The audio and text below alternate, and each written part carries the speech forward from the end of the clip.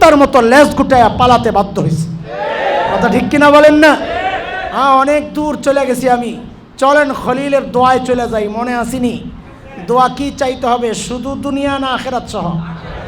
হ্যাঁ, ওই যারা শুধু দুনিয়ার এই প্রোপাগান্ডা চালাইতেছে আমরা ওদের সাথে নাই, মনে আছে তো? হ্যাঁ, খলিল দোয়া করছেন আল্লাহর কাছে, আল্লাহ আমার সন্তানের জন্য একজন শিক্ষক চাই, যেই শিক্ষক আপনার কালামের তিলাওয়াত করবেন।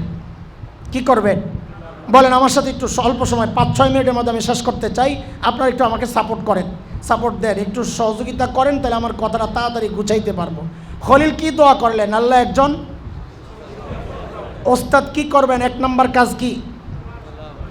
আপনার কালামের তেলাওয়াত করবেন।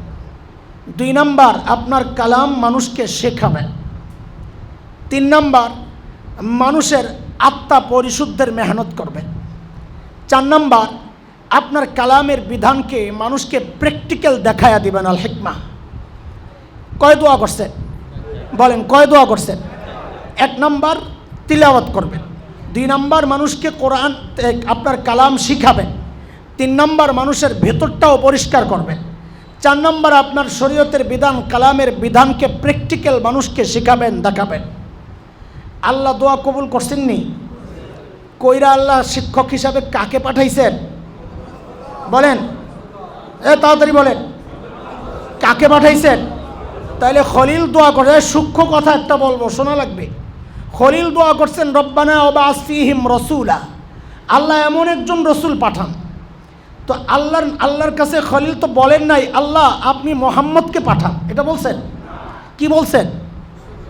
কি বলছেন? তো রসুল বলতে আপনারা আমাদের নবীকে কেন বুঝলেন? অন্য নবীও তো হইতে পারে। আমি একটা পেস লাগাইতেছি ইচ্ছা করে। খলিল দোয়ার মধ্যে তো নাম বলেন নাই, কি বলছেন? রসুল পাঠান। বলেন কি বলছেন? তা আপনারা বলতেছেন এই রসুল দ্বারা কাকে উদ্দেশ্য করছেন? মুহাম্মদ সাল্লাল্লাহু আলাইহি সাল্লামকে। ঠিক আছে, কথা ঠিক আছে, কিন্তু আমার জানতে চাওয়া এটা কেমনে বুঝলেন? হ্যাঁ, শ্রেষ্ঠর কথা তো বলেন নাই, কইছে একজন রসুল পাঠান। একটা শব্দ থেকে আমরা বুঝছি, একটা শব্দ কি সেটা? ইয়াতলু আলাইহিম আয়াতিক, আপনার কালামের তিলাওয়াত করবেন। কি করবেন বলে? এটা দিয়ে কেমনি বুঝলাম? কারণ হচ্ছে কোরআন ছাড়া অন্য কোনো আসমানি কিতাবের তিলাওয়াতের সিস্টেম ছিল না। বুঝেন সূক্ষ্ম কথা, একটা বড় ফিতনার দিকে আমি যাচ্ছি, ফিতনার জবাব দেওয়ার জন্য।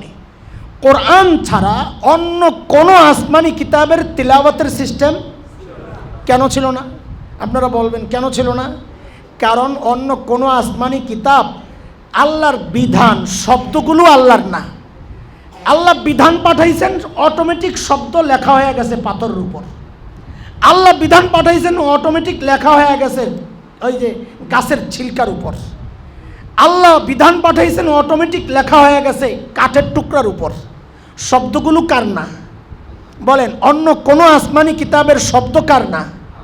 কাজে ওই শব্দের কোনো মর্ম নাই, ওই শব্দের কোনো দাম নাই। বিধান দাম, বিধান আল্লাহর।